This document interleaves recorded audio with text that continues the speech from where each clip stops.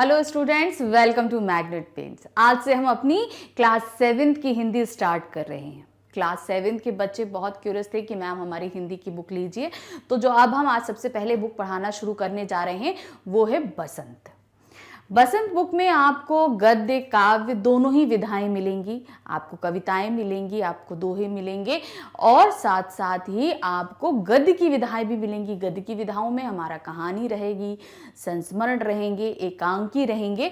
तो बहुत तरह चीज़ों की हमारे सामने जो है, कहते हैं ना, एक तरह के बहुत सारे पकवान के जो है बुफे लगे रहते हैं, हम चूज करके खाते हैं। लेकिन यहाँ पे हमको क्या है, एक एक करके सारी चीज़ें टेस्ट कराई जाएंगी। तो यहाँ पर जो सबसे पहले हम टेस्ट करने जा रहे हैं वो है कविता। ये काव्य की एक विधा है। विधा मतलब लिखने की चीजें, तरीके हैं। जैसे हम हिंदी पढ़ते हैं, हिंदी की सबसे पहले हमारे पास दो तरीके में हिंदी हमारी डिवाइड रहती है। एक होता है काव्य और एक होता है गद्य। गद्य में हम क्या पढ़ते हैं, जैसे कहानियां होती हैं, पैराग्राफ राइटिंग्स में हमारे सामने जो चीजें लिखी रहती हैं वो हमारी गद्य विधाओं में आती हैं। और काव्य विधाओं में क्या आती हैं हमारे पास में, दोहे हैं, छंद हैं, चौपाइयाँ हैं, कविताएं हैं।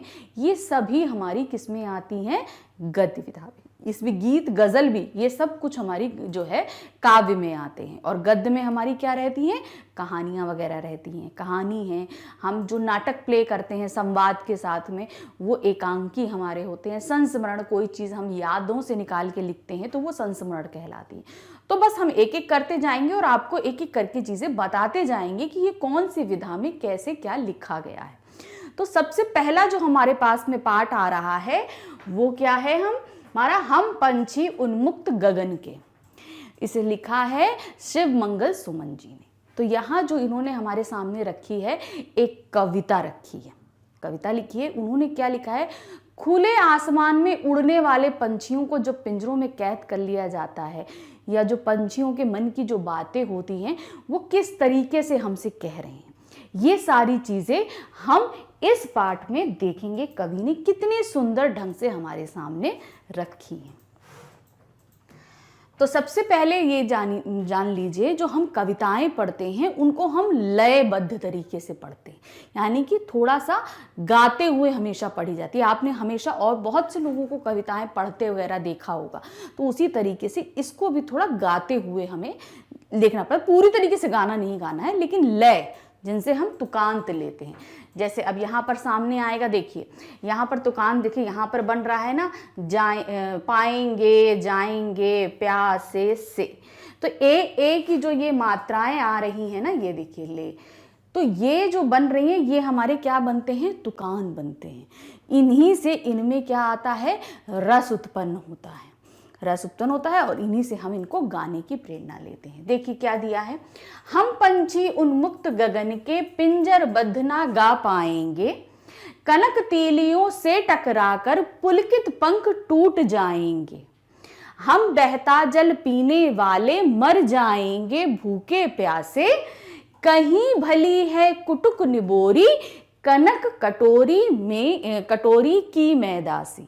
तो देखिए हमने कैसे इसको गाया है, जैसे हल्का सा, पूरी तरह के इस गाने से नहीं गाया है, हमने इसको धीमे धीमे चीजें हल्के हल्के लय में गाया है। तो उसी तरीके से कविताओं को पढ़ा जाता है।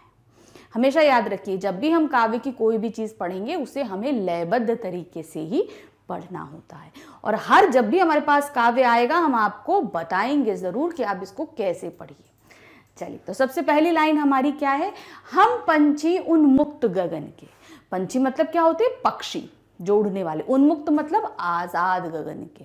तो क्या बोल रहे हैं यहाँ पर, कवि बोल रहे हैं मगर पंछियों की तरफ से बोल रहे, कह रहे हैं हम सभी पंछी क्या हैं, आजाद गगन में रहने वाले, पिंजर बंद ना क्या, पिंजर बंद ना गा पाएंगे। मतलब अगर आप हमें पिंजड़े में बंद कर देंगे तो हम गा नहीं पाएंगे। क्या दिया, हम पंछी, हम सभी पक्षी क्या हैं, आजाद गगन में रहने वाले हैं।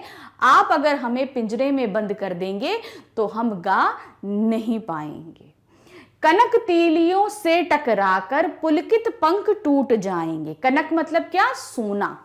आप कितने भी अच्छे कीमती बना लीजिए, लेकिन पिंजरा तो पिंजरा ही होता है। चाहे आप सोने के बना लीजिए, हीरे जड़ दीजिए, लेकिन पिंजरा तो पिंजरा ही होता है। तो वही उन्होंने बोला है, जो उसकी पिंजरे की जो तीलियां होती है, तो उन्होंने क्या बोला, सोने की तीलियों से, सोने का जो पिंजरा, आप सोने की जो पिंजरा बना है उसकी तीलियों से टकरा टकरा कर हम जब उड़ने की कोशिश करेंगे तो हमारे पंख क्या होंगे, वो पिंजरों से टकराएंगे। तो क्या हो, टकरा कर पुलकित पंख टूट जाएंगे। पुलकित मतलब कोमल, हमारे जो कोमल पंख हैं वो टूट जाएंगे, मतलब उनमें चोट लग जाएगी अगर हम उड़ने की कोशिश करेंगे। हम बहता जल पीने वाले, हम पंछी क्या है, जो जल बहता है हम उसको पीते हैं, हम उसमें खेलते हैं कूदते हैं, हमको उसमें आनंद आता है, हम बहता हुआ जल पीने वाले हैं। मर जाएंगे भूखे प्यासे, और अगर आप हमें पिंजरे में रख कर सोने की कटोरियों में भी खाना दोगे तो हम बंद होकर मर जाएंगे, हम भूखे प्यासे मर जाएंगे। अगर आप हमें पिंजरे में बंद कर दोगे तो हम भूखे प्यासे मर जाएंगे। कहीं भली है कटुक निबोरी, हमारे मतलब आप हमें पिंजरे में बंद करके सोने चांदी की कटोरियों में भी खाना दो तो हमें वो ज़्यादा अच्छा नहीं लगेगा। हमें क्या अच्छा लगेगा, चाहे आप हमें आज़ाद रहकर वो कड़वी निमोरियाँ खाने को मिले, हमारे लिए वो भी अच्छी हैं, लेकिन हम बंद रह के सोने चांदी की कटोरियों में खाना नहीं खाना चाहते। कनक कटोरी की मैदासी, यहीं पे दिया उन्होंने, अगर आप सोने की कटोरी में भी हमें मैदे का खाना दो, मैदा अच्छा भोजन बोला जाता है कि मतलब उससे मतलब रिच भोजन जिसको बोला जाता है, रिच भोजन में आता है, तो कहते हैं ना सोने की कटोरियों में आप मैदा की लोइयां बना बना कर मुझे दो, लेकिन हमें नहीं चाहिए वो, हमें उस खाने से कहीं अच्छी क्या लगती हैं, वो नीम की कड़वी निमोरियाँ, आज़ाद रहकर हमें वो नीम की कड़वी निमोरियाँ खाना कहीं ज़्यादा हम पसंद करेंगे। तो इस तरीके से हमने इसकी आपको पूरा एक पंक्ति वाइज पंक्ति हमने भावार्थ समझाया। अब इसको हम लिखेंगे कैसे, हम आपको ये भी समझाएंगे। तो अब इसको कैसे लिखते हैं, देखिए जब हम अर्थ लिखना शुरू करते हैं तो इसी तरीके से हम डालते हैं कि हमने ये लाइन लिख ली। अब आप कॉपी में जब लिखते हैं तो कॉपी में लिखते समय आपको नहीं पता होता, क्योंकि हमारे सामने तो बुक होती है, बुक से देख के हम भावार्थ लिखते हैं, समझते हैं, तो उसके लिए हमें डैश करना पड़ता है। हम डैश कैसे करते हैं, देखिए जैसे ये दिया है हम पंछी, तो आप यहाँ पर कैसे डालोगे, हम पंछी, हम पंछी डाला, डैश डैश डालेंगे, फिर लास्ट क्या होगा, मैदा से, तो हम यहां पे डाल देंगे मैदा से। ठीक है, हमने यहां से यहां तक का पढ़ा है ये, और फिर उसके बाद हम अर्थ लिखना शुरू करते हैं, जो अभी हम आपको आगे समझाएंगे कि हम कैसे करेंगे। तो ये हमारे पास में दिया है, हमने वैसे डैश डाला, डैश के बाद हम ऐसे लिखेंगे, तो कैसे लिखेंगे, कवि शिव मंगल सिंह सुमन ने हम पंछी उन्मुक्त गगन के कविता की इन पंक्तियों में पंछियों को स्वतंत्र होने की चाह को दर्शाया है, कि पंछियों की स्वतंत्रता उनके लिए कितनी महत्वपूर्ण होती है, ये चीज हमें बताई है। इन पंक्तियों में पक्षी मनुष्य से कहते हैं कि हम खुले आकाश में उड़ने वाले प्राणी हैं, हम पिंजरे में बंद होकर खुशी के गीत नहीं गा पाएंगे। आप भले ही हमें सोने के बने पिंजरे में रखो, मगर उनकी सलाखों से टकराकर हमारे कोमल पंख टूट जाएंगे। पक्षी कह रहे हैं, हम तो बहते झरनों नदियों का जल पीते हैं, पिंजरे में रहकर हमें कुछ भी खाना पीना अच्छा नहीं लगता। चाहे आप हमें सोने की कटोरी में स्वादिष्ट पकवान ला कर दो, हमें तब भी अपने घोंसले वाले नीम की नबोरियां ज्यादा पसंद आएंगी। पिंजरे में हम कुछ भी नहीं खाएंगे और भूखे प्यासे मर जाएंगे। तो हमने जिस तरीके से वो आपको बताया था, आप उसको इस तरीके से लिख सकते हैं। चलिए अब इसके आगे वाला पैरा हम समझते हैं। आगे वाले पैरा में क्या दिया है, स्वर्ण श्रृंखला के बंधन में अपनी गति उड़ान सब भूले, बस सपनों में देख रहे हैं तरु की फुनगी पर के झूले। ऐसे थे अरमान की उड़ते नील गगन की सीमा पाने, लाल किरण सी चोच खोल चुगते तारक अनार के दाने।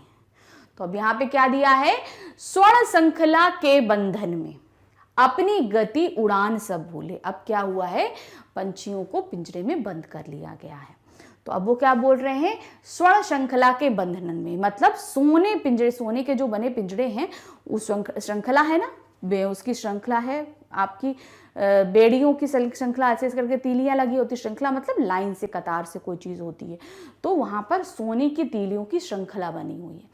तो सोने के पिंजरे में हम बंध कर अपनी गति भूल चुके हैं, मतलब गति मतलब उड़ना भूल चुके हैं, उड़ान सब भूले।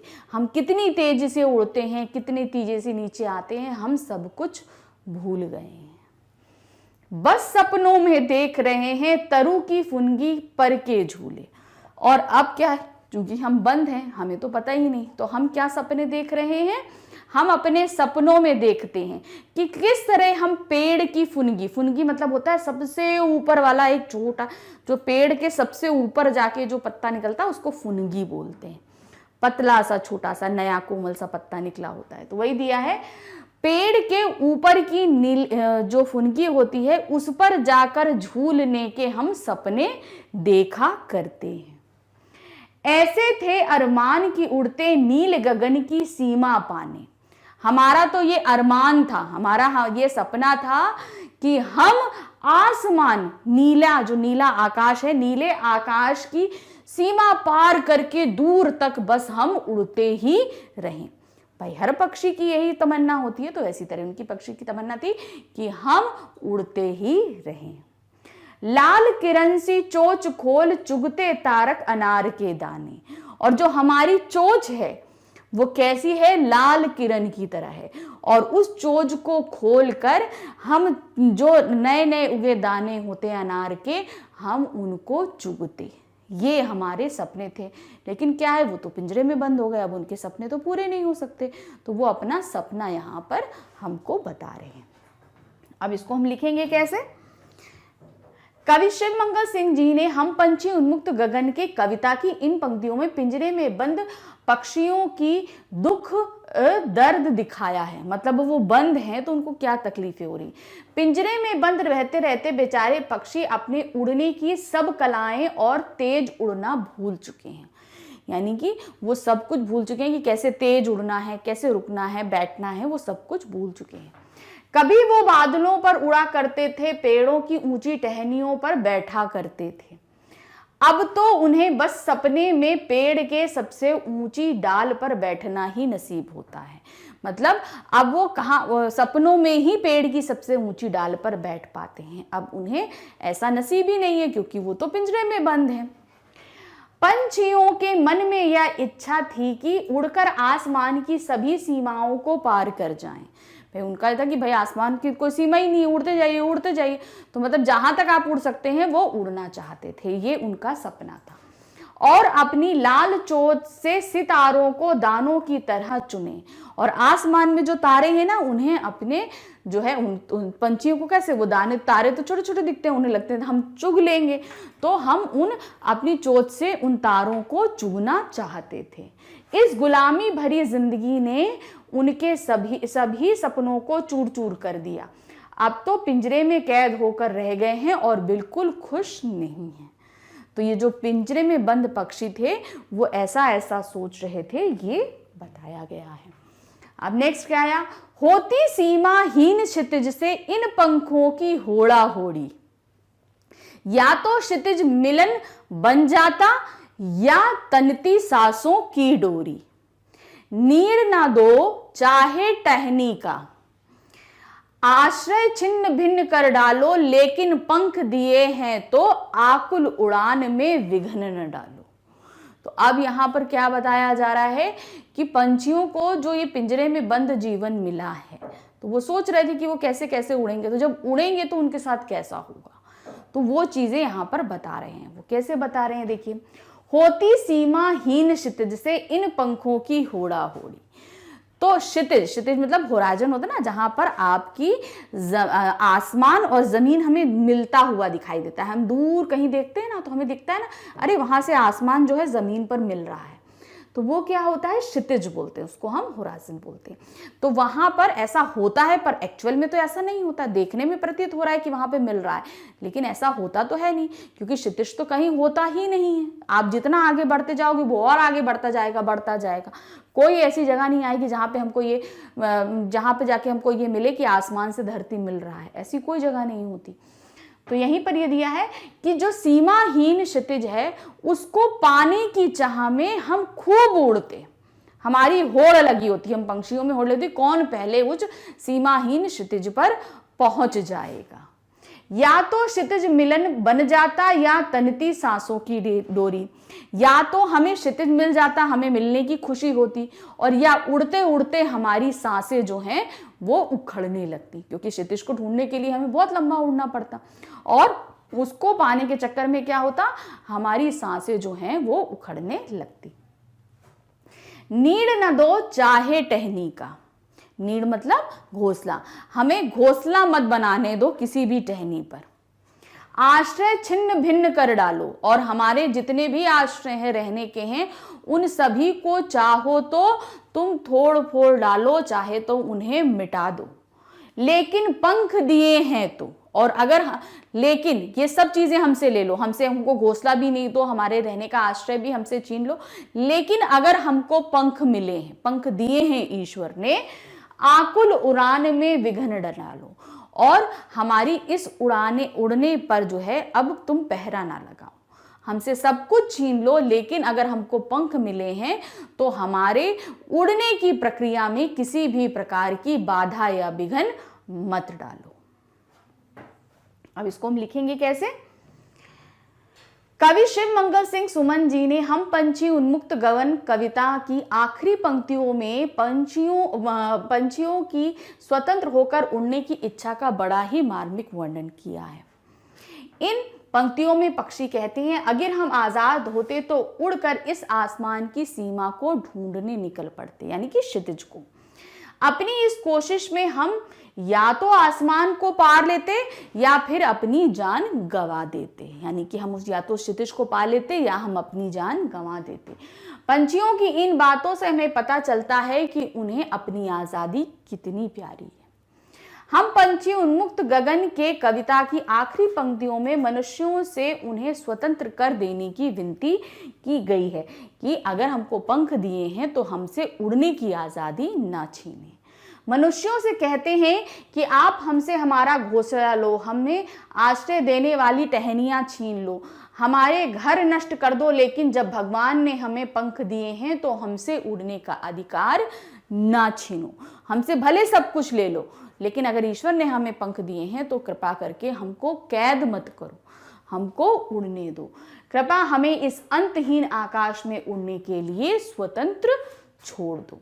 हर तरह की सुख सुविधाएं पाकर भी पक्षी पिंजरे में बंद क्यों नहीं रहना चाहते?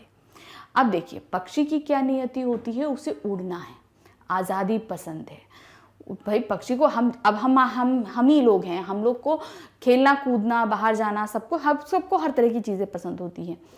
अगर हमसे बोला जाए नहीं आप एक ही कमरे में बंद रहिए, पैक रहिए, आपको सारी सुख सुविधाएं देंगे हम, तो क्या इज़ इट पॉसिबल? क्या हम उसके अंदर बंद रह सकते हैं? हमसे बोला जाएगा आप घर के बाहर नहीं निकलिए, आप घर के अंदर ही रहिए, एक कमरे के अंदर पैक रहिए, तो ये पॉसिबल नहीं होता। तो उसी तरीके से पक्षी क्या है, पक्षी तो खुले आकाश में उड़ने वाले, कैसे वो बंद रह सकते हैं? तो यहाँ पर यही चीज़ें थी। तो इसको हम कैसे एक्सप्लेन करके लिखेंगे, अब हम आपको ये बताते हैं। पक्षी के पास पिंजरे के अंदर वे सारी सुख सुविधाएं हैं जो एक सुखी जीवन जीने के लिए आवश्यक होती हैं, लेकिन वह परतंत्र है। हर तरह की सुख सुविधाएं पाकर भी पक्षी पिंजरे में बंद है। परतंत्र मतलब वो गुलाम है, बंधा हुआ है, उसकी आज़ादी को छीन लिया गया है। पिंजरे में बंद नहीं रहना चाहते क्योंकि उन्हें बंधन नहीं अपितु स्वतंत्रता पसंद है। तो मतलब अब पक्षी को क्या है, उसे पिंजरे में बंद रहना नहीं, उन्हें स्वतंत्रता पसंद है, इसलिए वो उड़ना चाहते हैं।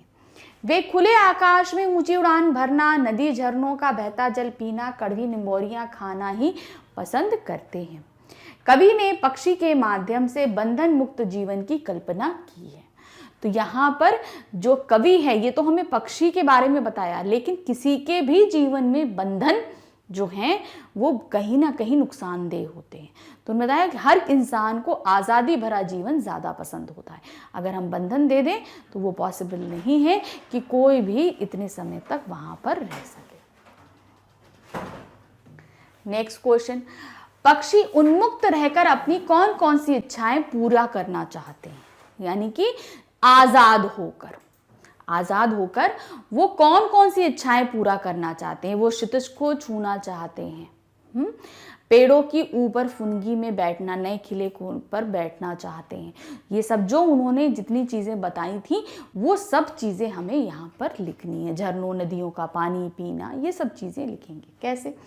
पक्षी उन्मुक्त होकर नीम के पेड़ से कड़वी निमोरियाँ खाना चाहते हैं, खुले और विस्तृत आकाश में उड़ना चाहते हैं, नदियों झरनों का बहता हुआ शीतल जल पीना चाहते हैं, पेड़ की सबसे ऊंची टहनी पर झूलना और क्षितिज से मिलन करने की होड़ करते हुए अन्य पक्षियों के साथ उड़ान भरना इत्यादि जो है ये सभी पक्षी चाहते हैं, इच्छाओं को पूरी करना चाहते हैं। तो मतलब यहाँ पर हम बोलते हैं ना, हम सभी रेस लगाते हैं, तो पक्षियों में भी इस तरह की रेस लगती है। तो मतलब वो आकाश में उड़ेंगे कि हम सबसे पहले कौन क्षितिज तक पहुँचता है, कौन ऊंचे आकाश तक पहुँचता है। तो वही क्या है, होड़ गाना, होड़ा होड़ी बोला था ना, तो वही चीज़ थी कि जो है सभी पक्षियों के साथ खूब लंबी उड़ान भरकर हम कहाँ उड़ जाना चाहते हैं, दूर गगन में उड़ना चाहते हैं। तो पक्षियों की ये जितनी भी इच्छाएं हमें कविता के अंदर लिखी है, हमें वही लिखनी। याद रखिए ये प्रश्न उत्तर कविता आधारित है, तो हमें कविता के हिसाब से लिखना है, इसमें हम अपनी मर्जी से कोई भी चीज ऐड नहीं करेंगे। नेक्स्ट क्या है, भाव स्पष्ट करना। अब देखिए, आप जब हम कविताएं लिखते हैं तब हमारे पास आता है भाव स्पष्ट करना, और ये काव्य में रहता है, छंद रहें, चौपाइयाँ रहें, दोहे रहें, आपके सामने तो अभी दोहे ही आएंगे। तो इन सब में हमको क्या होता है, भाव स्पष्ट करना होता है, यानी कि उसका अर्थ क्या भाव निकल रहा है, जो पूरी कविता लिखाई गई। अब जैसे इसमें इन्होंने हमसे सिर्फ ये वाली लाइन पूछी, तो हम इस लाइन में क्या फीलिंग आ रही, क्या व्यक्त किया जा रहा है, क्या फील व्यक्त किया जा रहा है, हमको ये लिखना है। इसी तरह गद्य में हमारे पास आएगा आश्रय स्पष्ट करना, उसमें कोई एक वक्तव्य दे देंगे, मतलब कोई एक लाइन बोली गई होगी, हमारे सामने रख दिया जाएगा और कहा जाएगा आप इसका आश्रय स्पष्ट कीजिए, मतलब इसका क्या मतलब है, क्या कहना चाह रहे हैं इस लाइन के मतलब से, ये लिखा जाएगा। लेकिन जहां पर हमारे पास भाव स्पष्ट करना, मतलब भाव मतलब फीलिंग स्पष्ट करना, इस लाइन में क्या फीलिंग कही जा रही है, क्या दिया है, या तो क्षितिज मिलन बन जाता या तनती सांसों की डोरी। तो क्या था, या तो हम क्या करेंगे, हमारा जो है, इन्होंने क्या बोला था, उड़ते उड़ते हम क्या होंगे, या तो हम आकाश को पालेंगे, या उड़ते उड़ते थकान से हमारी सांसों की डोरी जो है वो थमने लगेगी, या तो हम मर जाना ज्यादा पसंद करेंगे। तो ये फीलिंग बताई गई थी उस लाइन में। तो उसको हम कैसे लिखेंगे, देखिए क्या दिया है। प्रस्तुत पंक्ति का भाव यह है कि पक्षी क्षितिज के अंत तक जाने की चाह रखता है, क्षितिज के अंत तक, वहां जहां पर पृथ्वी और आकाश मिलते हैं, जो कि मुमकिन नहीं है। जाहिर सी बात है, क्योंकि वो जगह ही ऐसी नहीं है कि कभी कोई ऐसी जगह हो, ऐसा होता ही नहीं है, तो ये मुमकिन नहीं है। परंतु फिर भी क्षितिज को पाने के लिए पक्षी किसी भी स्थिति का सामना करने के लिए तैयार हैं, जहां तक कि वे इसके लिए अपने प्राणों को भी न्योछावर कर सकते हैं, अर्थात स्वतंत्रता की कीमत उनके प्राणों से बढ़कर है। यानी कि वो उनके लिए क्या है कि वो आज़ाद होकर इतना लंबा उड़ जाना चाहते हैं कि अगर उड़ते उड़ते उनकी सांसें भी थम जाएं तो उन्हें वो मंजूर है। ऐसे इसीलिए उन्होंने ऐसा एग्जाम्पल दिया है कि क्षितिज तक पहुंचने का, तो अगर उनकी सांसें भी थम जाएं तो उन्हें वो मंजूर है, लेकिन उन्हें कैद में रहना मंजूर नहीं है, अर्थात उन्हें पिंजड़े में रहकर जो है अपना जीवन व्यतीत करना वो किसी भी हाल में जो है बर्दाश्त नहीं है, वो उस चीज़ को एक्सेप्ट नहीं कर सकते हैं। अब हमारे पास में आएगा नेक्स्ट क्वेश्चन। अब नेक्स्ट क्वेश्चन क्या पूछ रहा है, बहुत से लोग पक्षी पालते हैं। अब देखिए, अभी तक तुमसे कविता में पूछा गया, अब यहां से आपसे पूछना शुरू होगा, आप कैसे। बहुत से लोग पक्षी पालते हैं, लेकिन पक्षियों को पालना उचित है अथवा नहीं, अपने विचार लिखिए। बहुत से लोग पक्षी पालते हैं, तो क्या ये पालना सही है या नहीं, इसमें हर किसी के विचार अलग अलग होते हैं। तो आप जो भी विचार रखेंगे वो तर्क होना चाहिए। जैसे आपने बोला कि पक्षी पालना सही नहीं है, तो क्यों सही नहीं है, आपको इसके रीजंस भी देने होंगे, और अगर आप बोलते हैं सही है तो उसके भी रीजंस देने होंगे। तो यहां पर हम जब भी कोई आंसर लिखेंगे तो हमें तर्क देने पड़ेंगे, इनको स्पष्ट करना पड़ेगा। तो इसीलिए उन्होंने बोला अपना विचार लिखिए, यानी कि हमको यहाँ पर अपना विचार देना है, यानी तर्क के साथ देना है। तो क्या दिया है, मेरे अनुसार पक्षियों को पालना बिल्कुल भी उचित नहीं है। भाई वो तो स्वतंत्र आकाश में रहने वाले पक्षी हैं, उनको अगर हम बांध देंगे तो उन्हें तो तकलीफ होगी ना। तो वही चीज़ है, क्योंकि ईश्वर ने उन्हें उड़ने के लिए पंख दिए हैं, इसलिए उन्हें बंधन में रखना सर्वथा उचित है। अगर उनको हम पिंजरे में बांध करके रखते तो ईश्वर ने उनको पंख क्यों दिए, या तो पंख नहीं देते तो वो हमारी तरह जमीन पर ही रहते, हम उनको कहीं पे भी बंद कर लेते। लेकिन उनको तो पंख दिए, तो फिर हम उनको क्यों हम ऐसा करें। भगवान ने जिसको जैसा दिया है, जैसा जहाँ रहने के लिए दिया है वही रहना चाहिए। जैसे मछली है, अब मछली पानी में ही रहती है, अब पानी से हम कहें वो जमीन पे रहने लगे तो वो आते ही मर जाएगी। उसी तरह पक्षी आकाश में उड़ने के लिए, उनको अगर हम पिंजरे में बंद करेंगे तो जाहिर सी बात है उनकी स्वतंत्रता तो एक तरीके से नष्ट हो गई, और जहाँ स्वतंत्रता नष्ट हो गई वहाँ जीवन जीने का क्या मतलब है। अपनी इच्छा से ऊंची दूर तक उड़ान भरना, पेड़ों पर घोंसले बनाकर रहना, नदी झरनों का जल पीना, फल फूल खाना ही उनकी स्वाभाविक प्रवृत्ति है।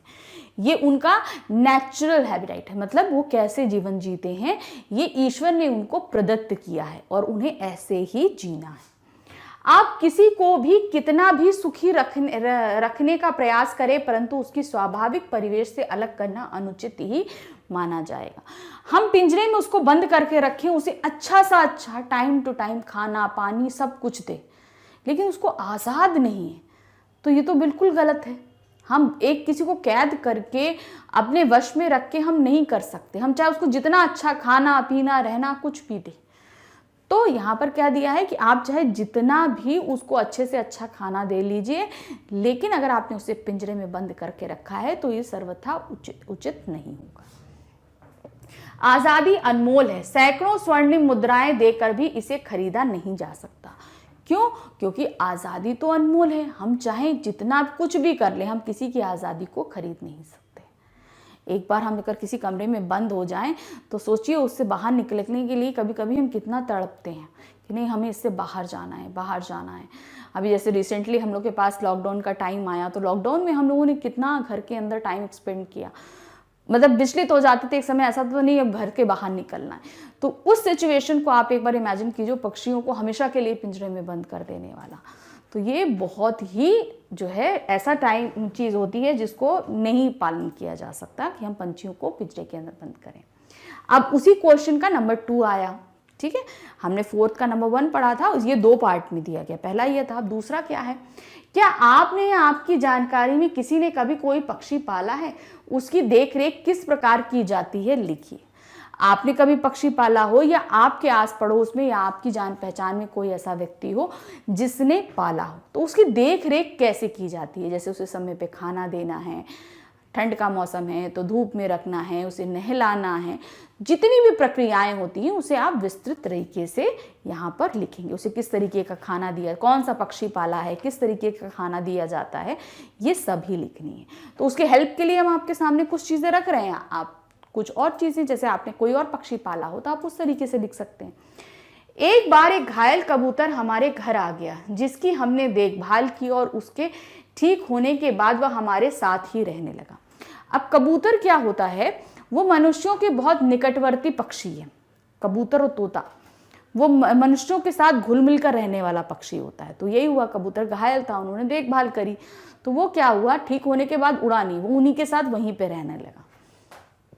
सब घरवालों के लिए वह कौतूहल का विषय बना। कौतूहल मतलब जानने का, भाई पक्षी है हमसे अलग है तो वो कैसा खाएगा, कैसे रहेगा, क्या करेगा, सबको जानने की इच्छा होती है। हम सब घरवाले एक नन्हे बच्चे की तरह उसकी देखभाल करते थे।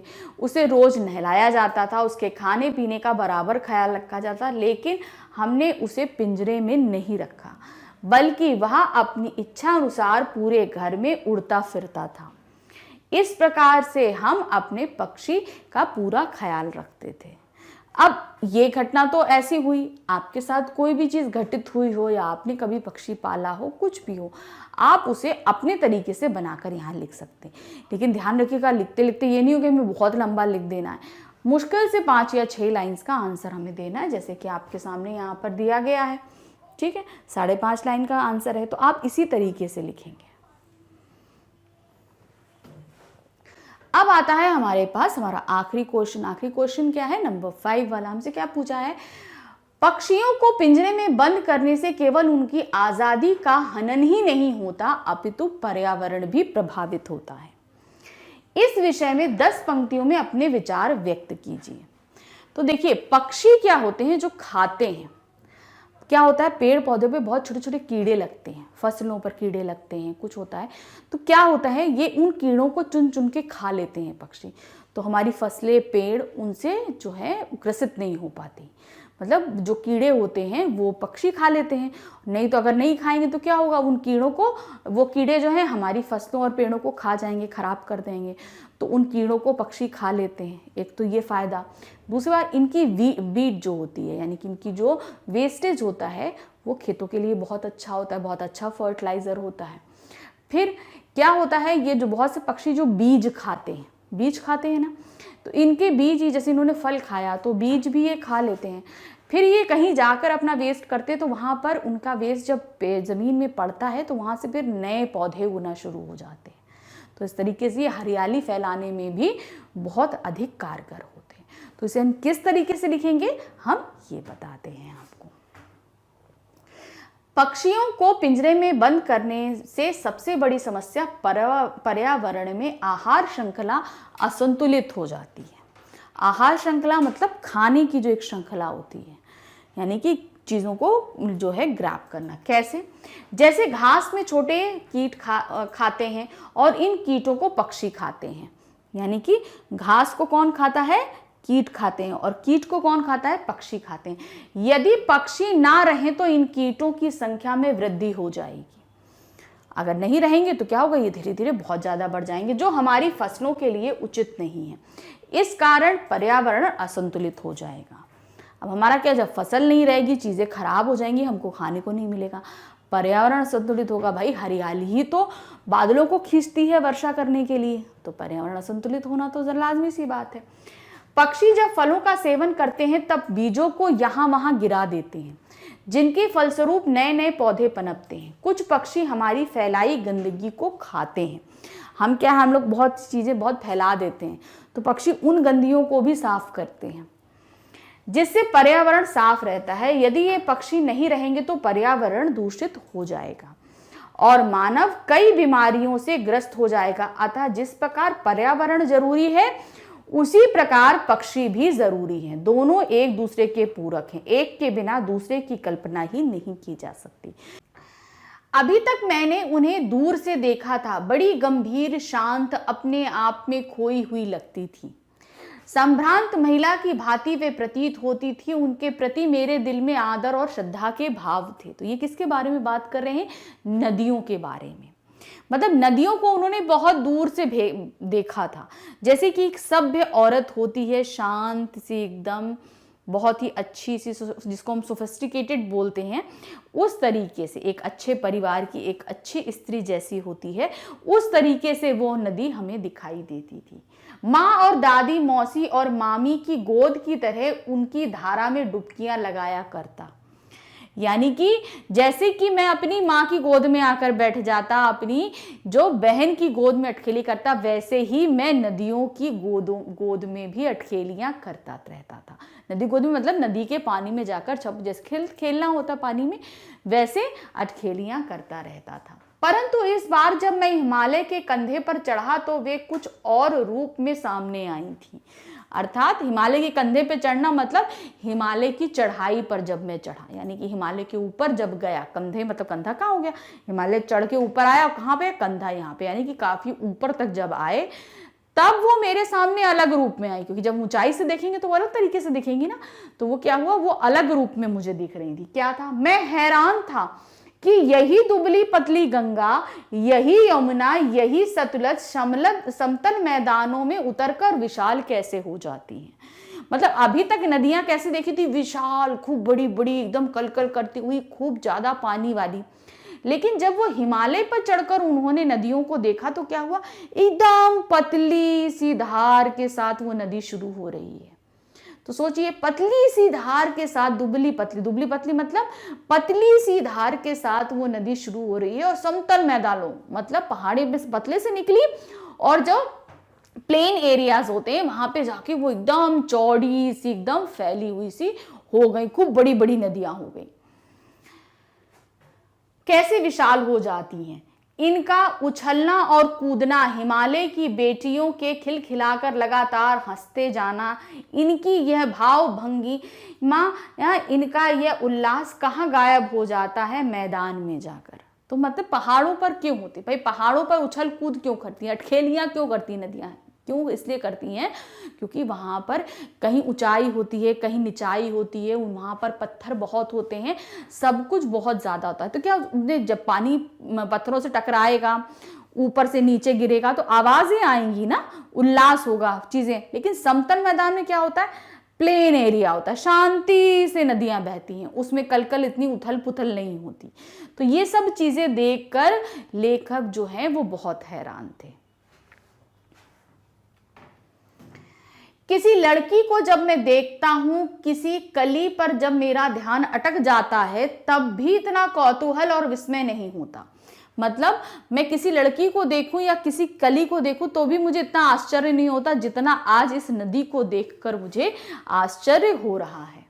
इन बेटियों को देखकर कहाँ ये भागी जा रही है, वह कौन सा लक्ष्य है जिनसे इन्हें बेचैन कर रखा है। अब वो क्या सोचते हैं, ये कहाँ भागी जा रही, बेटियों का मतलब नदियों से है, तो ये नदियां कहां भागी जा रही, किस लक्ष्य की ओर भागी जा रही हैं। अब ये क्वेश्चन अपने आप से पूछ रहे हैं, किस लक्ष्य की ओर भागी। लक्ष्य मतलब टारगेट होता है ना, मतलब हम अगर कहीं चले हैं, सपोज मान लीजिए हम घर से निकले हैं तो हमें स्कूल जाना है, मार्केट जाना है, रेस्टोरेंट जाना, तो हमारा लक्ष्य तय है ना कि हम घर से निकलकर जा कहाँ रहे हैं। तो उसी तरीके से अगर वो हिमालय यानी अपने घर से निकली हैं तो वो जा कहाँ रही, उनका लक्ष्य क्या है, और वो भी इतनी तेजी से भागती चली जा रही हैं।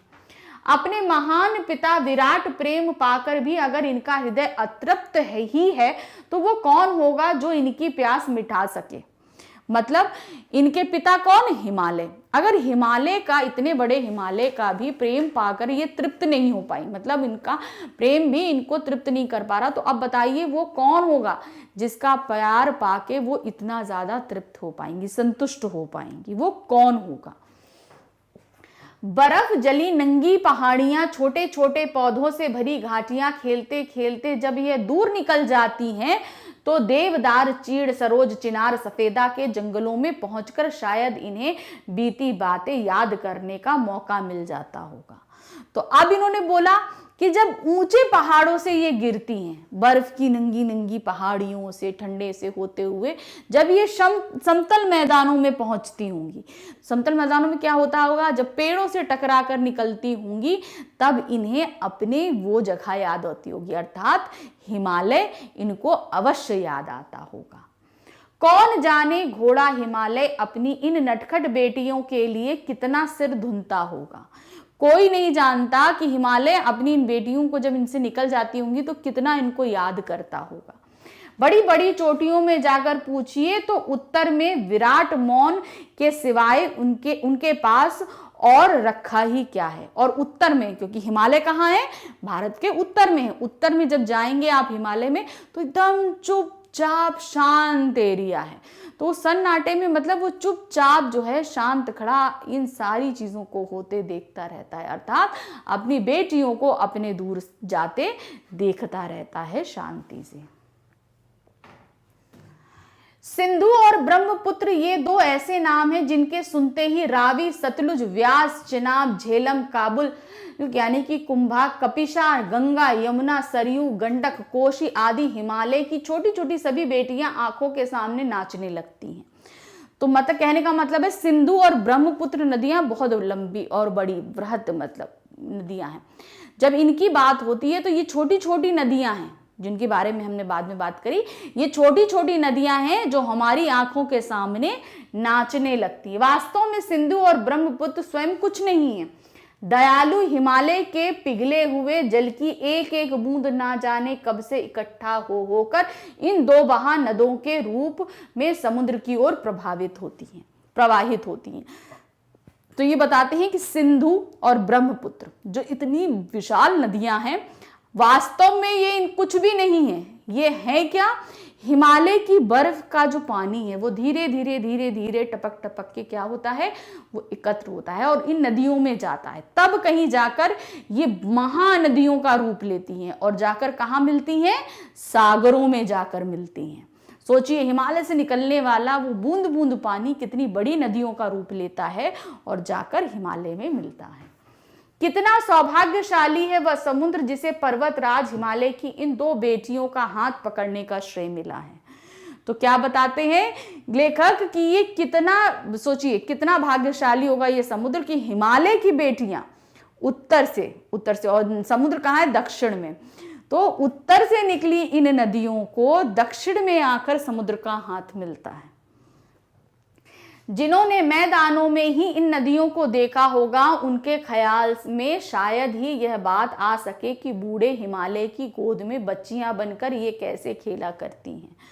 तो जिन्होंने समतल स्थानों पर इन नदियों को देखा है, समतल नदियां मतलब समतल स्थान मतलब प्लेन एरिया में जब ये नदियां बहती हैं तो शांत होकर और बहुत बड़ी बड़ी होती हैं, नदियां चौड़ी चौड़ी हो जाती हैं।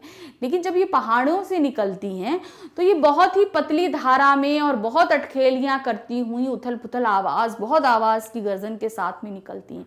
तो कोई सोच नहीं सकता कि हिमालय की ये बेटियां हिमालय के पास जब रहती हैं तो कितनी अटखेलियां करती हैं, और जब वो समतल स्थान में आ जाती हैं तो वो एकदम शांत हो जाती हैं। माँ बाप की गोद में नंग दड़ंग होकर खेलने वाली इन बालिकाओं का रूप पहाड़ी आदमियों के लिए आकर्षण भले ना हो, लेकिन मुझे तो ऐसा लुभावना प्रतीत हुआ वह रूप की हिमालय को ससुर और समुद्र को उसका दामाद कहने में कुछ भी झिझक नहीं होती। तो अब यहाँ पर क्या बोला, इन्होंने बड़े अच्छे रिश्ते के साथ हिमालय, समुद्र और नदियों को बांधा है। लेखक ने क्या बोला कि बेटियां जब अपने घर में रहती हैं, अपने पिता के घर में रहती हैं तो बेधड़क होकर हर जगह नाचती कूदती खेलती रहती हैं। उसी तरह हिमालय में जब नदियां रहती हैं तो खूब गर्जन के साथ नाचती कूदती खोलती रहती हैं। लेकिन जैसे ही वो समतल स्थान में आती हैं, अर्थात वो थोड़ी बड़ी हो जाती हैं, शांत हो जाती हैं, और फिर जब वो विवाह योग्य हो जाती हैं तो कहाँ चली जाती हैं, अपने ससुराल चली जाती हैं। कहाँ मिल जाती हैं, जाके अपने पति के साथ। तो पति कौन होता है, पति और उसके पिता का संबंध ससुर और दामाद का हो जाता है। तो यहाँ पर हिमालय को क्या बताया है, ससुर, और समुद्र को क्या बताया है, दामाद। अर्थात बेटी का विवाह हो गया समुद्र के साथ, नदियों का विवाह किसके साथ हो गया, समुद्र के साथ। हिमालय क्या बन गए, ससुर। तो इस तरीके से कितने खूबसूरत रिश्ते के साथ इन तीनों को बांधा गया है। कालिदास के विरही यक्ष ने अपने मेघदूत में कहा है, विरही यक्ष मतलब जो प्रेम में पागल था, प्रेम में पागल यक्ष था, तो उसी के ऊपर तो पूरी मेघदूत जो है लिखी गई है। तो उसने क्या लिखा, वेत्रवती यानी बेतवा नदी को प्रेम का प्रतिदान देते जाना, तुम्हारी वह प्रेयसी तुम्हें पाकर अवश्य ही प्रसन्न होगी। यह बात इस चंचल नदियों को देखकर मुझे अचानक याद आ गई। तो मेघदूत में क्या होता है, एक विरही मतलब अपनी प्रेमिका से जो है प्रेमी बिछड़ गया है। अब क्या है, बारिश का मौसम आता है, तो बारिश के मौसम में क्या होता है कि जो है वो जो प्रेमी बिछड़ गया अपनी प्रेमिका से, वो बादलों के माध्यम से संदेश पहुंचा रहा होता है अपनी प्रेमिका तक। ये पूरी कहानी वही बिरहा वर्णन के ऊपर लिखी गई है, तो वहां पर ये चीजें बताई गई हैं। तो उसमें क्या बताया था कि बेतवा नदी के माध्यम से अपने प्रेम को व्यक्त किया, किसने, विरही प्रेमी ने। तो यहाँ पर क्या है, जब ये चंचल नदियां देखते हैं तो ये मेघदूत की ये सारी बात जो है लेखक को याद आ जाती है, और सोचा कि शायद उस महाकवि को भी नदियों का सचेतन रूप पसंद आया होगा। क्यों उन्होंने ऐसा लिखा, क्योंकि उन्हें भी नदियों का ये रूप पसंद आया होगा, तभी उन्होंने ऐसा लिखा है। दरअसल जो भी कोई नदियों को पहाड़ी घाटियों और समतल आंगनों के मैदानों में जुदा जुदा शक्लों में देखेगा वह इसी नतीजे पर पहुंचेगा। तो जब क्या होगा, हम नदियों को अलग अलग रूप में देखेंगे, एक ही नदी को अलग अलग रूप में, पहाड़ों में अलग होगी, समतल स्थानों में अलग होगी, जब समुद्र में जाकर मिलेगी तो अलग होगी। ये तीनों अवस्थाओं में जब हम नदियों को देखेंगे तो उसका रूप हमें अलग अलग दिखेगा, तो हमारे मन में उसी तरीके से उथल पुथल मचेगी जैसे कि इस समय लेखक के मन में मची हुई है। कालेकर ने नदियों को लोक माता कहा है। तो ये भी एक कवि है हमारे काका कालेकर, उन्होंने क्या बोला है, नदियों को लोक माता कहा है, क्योंकि ये जहां से निकलती है वहां बहुत सारी लोक कथाएं इकट्ठा होती चली जाती। किंतु माता बनने से पहले यदि हम इन्हें बेटियों के रूप में देख लें तो क्या हर्ज है।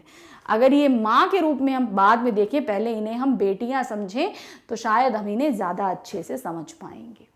और थोड़ा आगे चलिए, इन्हीं में अगर हम प्रेयसी की भावना करें तो कैसा रहेगा। और अगर हम बेटी से हम थोड़ा सा आगे अगर इनको हम अपनी प्रेमिका के रूप में देखें तो ये और बेटर होगा, और अच्छे हालात में हम इन नदियों को देख और समझ सकेंगे।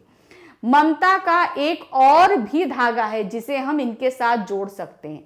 बहन का स्थान कितने कवियों ने इन नदियों को दिया है। एक और स्नेह का धागा है जिसे हम बहन के रूप में देखते हैं। तो बहुत कम ही कवियों में जो है नदी को बहन का रूप देकर हमारे सामने रखा होगा। तो ये सारी चीजें आती हैं। एक दिन मेरी भी ऐसी भावना हुई थी। एक दिन लेखक ने भी ऐसा ही सोचा। क्या? थोरलिंग यानी कि तिब्बत की बात है। मन उचट गया, तबीयत ढीली थी, मतलब तबीयत नहीं ठीक थी इनकी।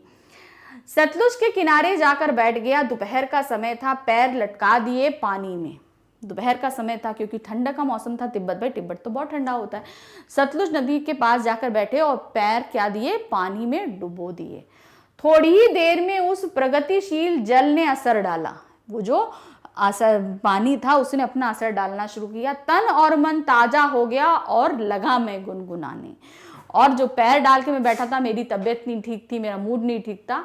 थोड़ी ही देर में मेरा मन प्रसन्न हो गया और मैं गुनगुनाने लगा। क्या गुनगुनाने लगा? जय हो सतलज बहन तुम्हारी, लीला अचरज बहन तुम्हारी। हुआ मुदित मन हटा खुमारी, जाऊं मैं तुम पर बलिहारी। तुम बेटी यह बाप हिमालय, चिंतित पर चुपचाप हिमालय। प्रकृति नटी के चित्रित पट पर, अनुपम अद्भुत छाप हिमालय। जय हो सतलज बहन तुम्हारी। तो अब इन्होंने क्या बताया, सतलुज जो नदी है उसको बहन के रूप में प्रस्तुत किया हमारे सामने। चलिए हम लाइन बाय लाइन इसको हम एक्सप्लेन करते हैं आपको। जय हो सतलज बहन तुम्हारी, लीला अचरज बहन तुम्हारी। तो सतलज नदी को कह रहे हैं कि तुम्हारी हमेशा जय हो, तुम इतनी अच्छी हो, तुमने इतना प्रेम दिया कि भाई उनकी तबीयत नहीं ठीक थी, वो खुश हो गए थे। तो क्या है, तुम्हारी जय हो सतलज बहन, तुम्हारी लीला अपरंपार है, किसी और की लीला ऐसी नहीं हो सकती। हुआ मुदित मन हटा खुमारी, जाऊं मैं तुम पर बलिहारी। मैं बहुत ही अब अच्छा महसूस कर रहा हूं। मुदित मतलब बहुत ही अच्छा फील कर रहा हूं और मेरी जितनी खुमारी यानी थकान थी वो सभी मिट गई है। जाऊं मैं तुम पर बलिहारी यानी कि मैं तुम्हारी नजर बार बार उतारता हूं। तुम बेटी यह बाप हिमालय। तुम क्या है, तुम बेटी हो। सतलज से बोलता है कि तुम बेटी हो और ये हिमालय क्या है, तुम्हारे पिता हैं। चिंतित पर चुपचाप हिमालय। ये हिमालय चिंतित है, क्यों? क्योंकि तुम उसकी गोद से धीरे धीरे दूर जा रही हो, लेकिन तब भी चुपचाप है। प्रकृति नटी के चित्रित पट पर, यानी नटी मतलब जो प्रकृति हर वक्त अपने रूप को बदलती रहती है। नटी यानी कि जो नाटक करते हैं ना लोग, रोड पे अक्सर आपने देखा है बहुत से लोग नाटक करते हैं, तो उसमें नट और नटी का रूप होता है। जो मेल होते हैं उनको नट बोलते हैं और जो फीमेल होते हैं उनको नटी बोलते हैं। करतब करते हैं ना, दो डंडे लगा लिए, डोरी लगा ली, उसके ऊपर चल रहे हैं तरह तरह के डंडे लेकर करतब करके, तो वो होते हैं नटी। तो प्रकृति को यहाँ बोला है नटी, यानी कि जो तरह तरह के करतब दिखाती रहती है। और चित्रित पट यानी अलग अलग तरह के चित्र हमारे सामने पेश करती है। अनुपम अद्भुत छाप हिमालय, और उस प्रकृति पर हिमालय की छाप बिल्कुल ही अद्भुत है। जय हो सतलज बहन तुम्हारी, और बहन सतलज तुम्हारी जय हो। पहला प्रश्न है, नदियों को मां मानने की परंपरा हमारे यहाँ काफी पुरानी है, लेकिन लेखक नागार्जुन उन्हें और किन रूपों में देखना चाहते हैं? तो उन्होंने क्या बताया था, उसे भाई हम मां मानते आए, हमें उसमें बेटी का रूप देखना चाहिए, बहन का रूप देखना चाहिए, प्रेयसी का रूप देखना चाहिए। ये तीन रूप उन्होंने हमको बताए कि हम अगर इनमें देखेंगे तो हमें बहुत अच्छा महसूस होगा। चलिए इसको लिखेंगे कैसे। नदियों को मां मानने की परंपरा भारतीय संस्कृति में अत्यंत पुरानी है। नदियों को माँ का स्वरूप माना गया है। नदियां अपने जल से माँ के समान हमारा पालन पोषण करती हैं, हमारे खेतों को सींचती हैं। लेकिन लेखक नागार्जुन ने इन्हें बेटी, प्रेयसी, बहन के रूपों में भी देखते हैं। माँ के अलावा उन्होंने इन सब रूपों में भी हमको दिखाया है कि मतलब कैसे बताया, हिमालय से वो बेटी के रूप में निकली, फिर मेघदूत के जरिए उन्होंने बेतवा नदी का उदाहरण देते हुए उसे प्रेयसी का माध्यम बताया, हमें प्रेयसी है। फिर उसके बाद में बहन, उन्होंने कितनी अच्छी कविता जो है सतलज बहन के ऊपर हमें लिख कर दिखाई। तो उन्होंने ये 3 रूप हमारे सामने प्रस्तुत किए कि माँ के अलावा भी नदी के ये 3 और रूप हैं जिनको हम देख सकते हैं। अब उसके बाद आता है हमारा नेक्स्ट क्वेश्चन, सिंधु और ब्रह्मपुत्र की क्या विशेषताएं बताई गई हैं।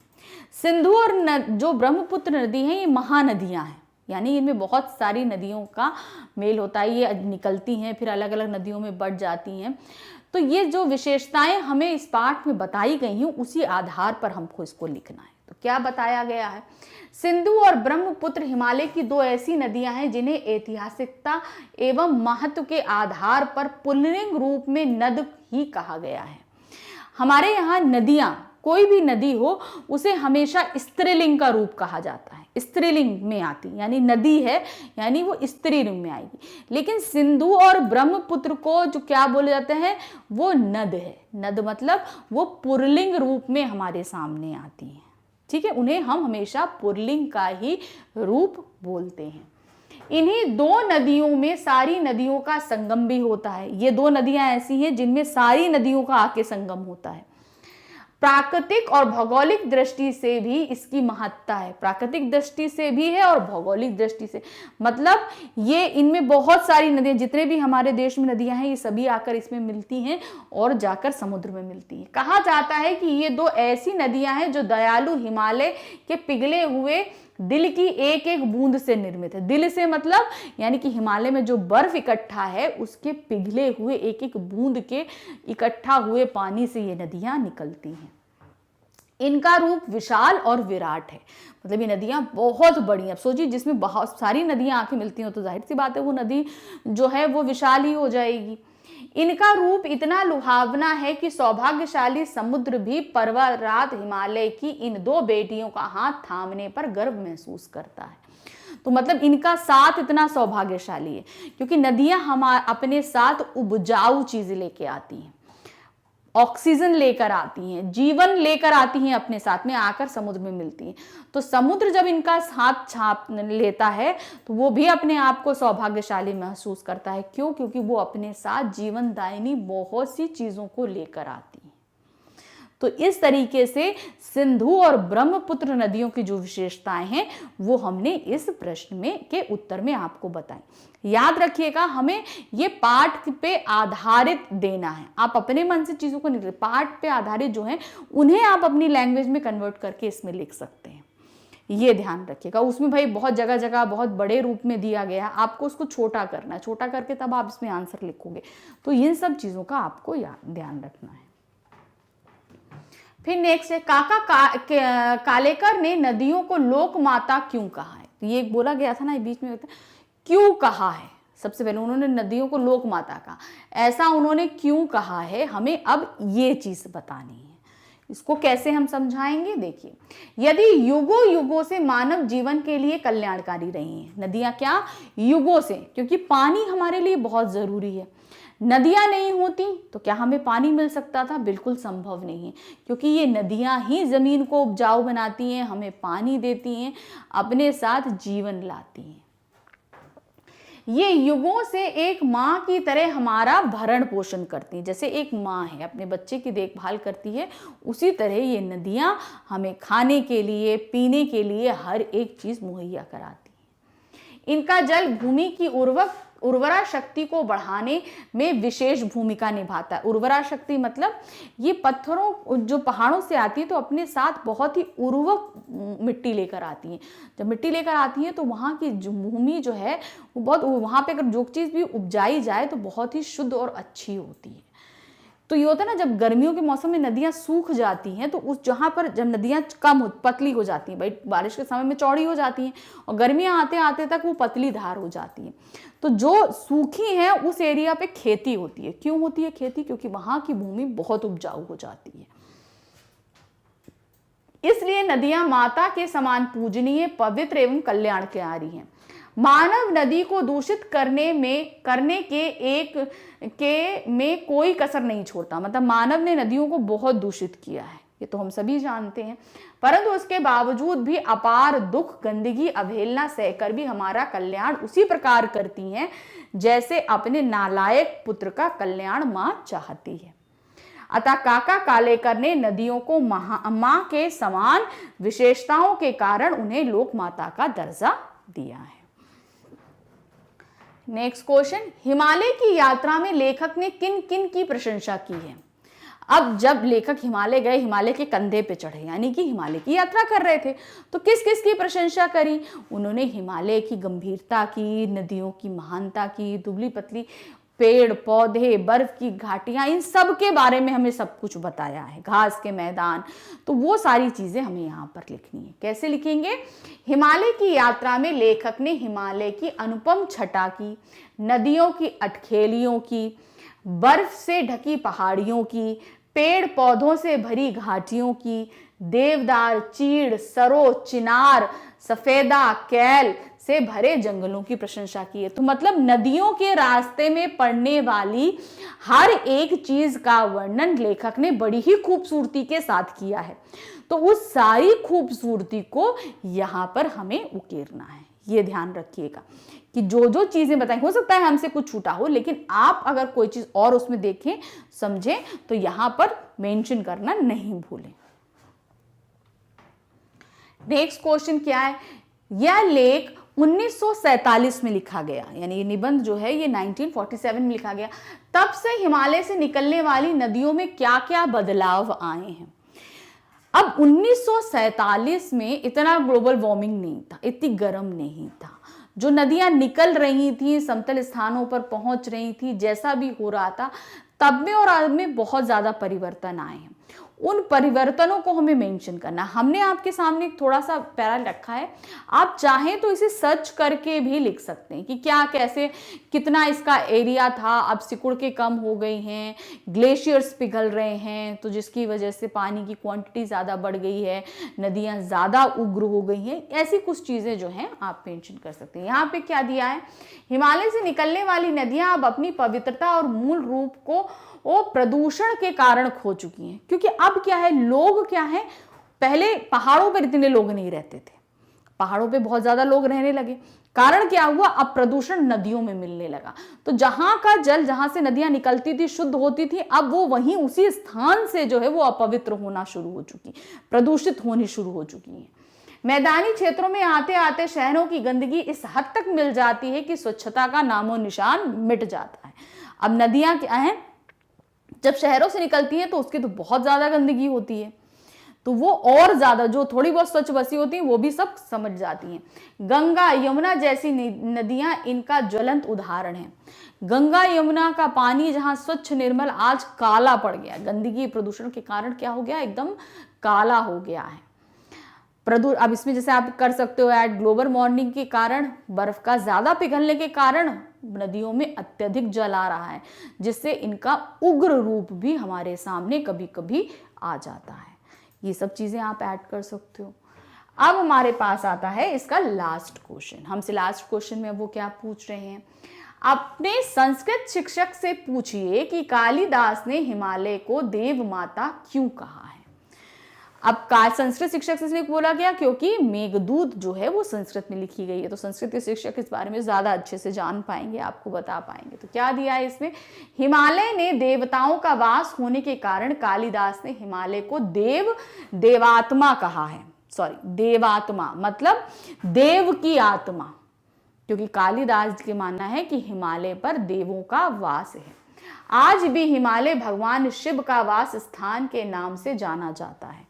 हिमालय में ही कैलाश पर्वत है, तो वहां पर हम लोग बोलते हैं ना कैलाश पर्वत पे आज भी शिव जी हैं, तो इसीलिए वो जो है आज भी शिव का स्थान माना जाता है। तो हिमालय पर देवों का वास है, इसलिए उसको क्या बोला जाता है, देवात्मा। तो इस तरीके से इस पाठ के सभी प्रश्न उत्तर हमने खत्म किए। ये निबंध लेखन था हमारे सामने, निबंध को हमने पढ़ा, समझा, जाना और इसके प्रश्न सॉल्व किए। अब इसके बाद का पाठ लेकर हम थोड़ी देर में आपके सामने उपस्थित होते हैं। Thank you, bye.